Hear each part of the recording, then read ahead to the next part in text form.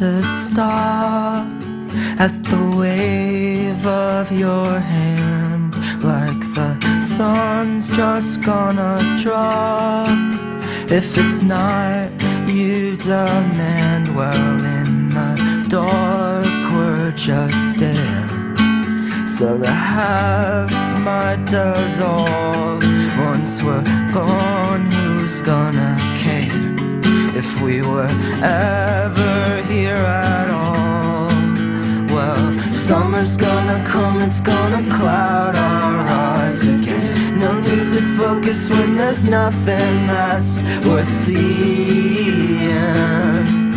So we trade liquor for blood in an attempt to tip the scales. I think you lost what you loved in that mess of details. They seem so important at the time. Now you can't even recall any names, faces, or lines. It's more the feeling of it all. Well, when it's gonna end, I'm gonna clean these veins again. So close to dying that I finally can start living. Alright.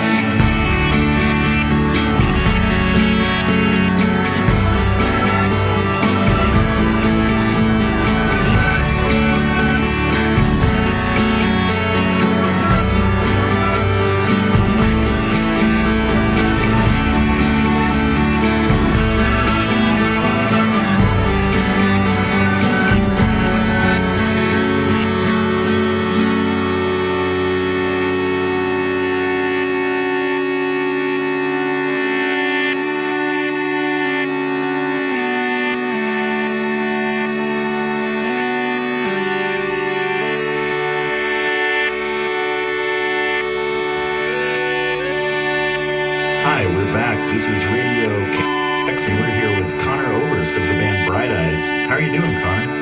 Fine, thanks. Just a little wet. Oh, it's still coming down out there. Yeah, I sort of had to run from the car. Well, we are glad you made it. Now, your new album, Fevers and Mirrors, tell us a little bit about the title. I notice there is a good deal of repeated imagery in the lyrics. Fevers, mirrors, scales, clocks. Could you discuss some of this? Sure. Let's see. The fever is... First, let me say that this is a brilliant record, man. We're all really into it here at the station. We get lots of calls. It's really good stuff. Thanks. Thanks a lot. So, talk a little bit about some of the symbolism. The fever? Sure. Well, the fever is basically whatever ails you or oppresses you. It could be anything. In my case, it's my neurosis, my depression, but I don't want to be limited to that. It's certainly different for different people. It's whatever keeps you up at night. I see. And the mirror is like, as you might have guessed, self-examination or reflection in whatever form. This could be vanity or self-loathing. I know I'm guilty of both. That's interesting. How about the scale?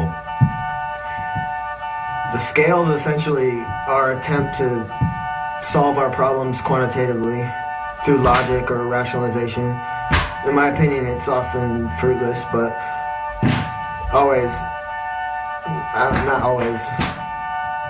In the clocks and calendars and such, it's just time, our little measurements. It's like, it's always chasing after us. It is. How about this Arionette? How does she fit into all this? I prefer not to talk about it in case she's listening. Oh, I'm sorry. I didn't realize she was a real person. She's not, but I made her up. Oh, so she's not real. Just as real as you or I. I don't think I understand. Either do I, but after I grow up, I will. I mean, a lot of things are really unclear for me right now. That's interesting. Now, you mentioned your depression. No, I didn't. You're from Nebraska, right? Yeah, sure. Now, let me know if I'm getting too personal, but there seems to be a pretty dark past back there somewhere. What was it like for you growing up? Dark? Not really. Actually, I had a great childhood. My parents are wonderful. I went to Catholic school. They had money, so it was all easy. I basically had everything I wanted handed to me. Really? So some of the references like babies in bathtubs are not biographical? Well, I did have a brother who died in a bathtub. Drowned. Actually, I have 5 brothers that died that way. No, I'm serious. My mother drowned one every year for 5 consecutive years. They're all named Patrick, so they all got one song. It's kind of like walking out the door to discover it's a window. But your music is certainly very personal.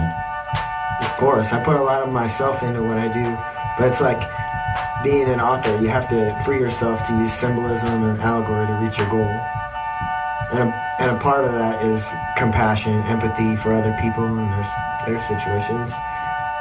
Some of what I sing about comes from other people's experiences as well as my own. It shouldn't matter. The message is intended to be universal. I see what you mean. Can you make that sound stop, please? Yes. And your goal? I don't know. Create feelings, I guess. A song. It never ends up the way you planned it, though. That's funny you would say that. Do you think Do you that... ever hear things that aren't really there? I'm sorry, what? Never mind. How long have you worked at this station? Oh, just a few minutes. Now, you mentioned empathy for others. Would you say that that is what motivates you to make the music that you make? No, not really. It's more a need for sympathy. I want people to feel sorry for me. I like the feel of the burn of the audience's eyes on me when I'm whispering all my darkest secrets into the microphone.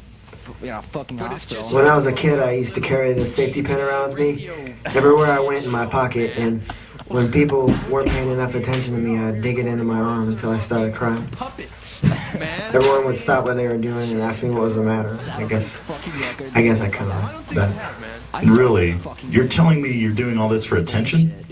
No, I hate it when people look at me. I get nauseous. In fact, I could care less what people think about me.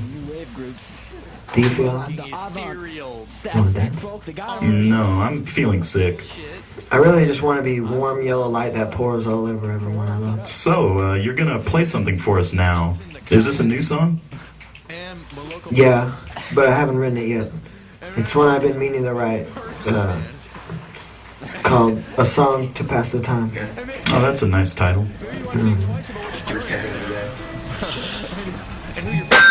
You should write your own scripts. Yeah, I know. I kept singing today. Oh, that's late. Yeah. I think if I don't do it on this time, I'm going to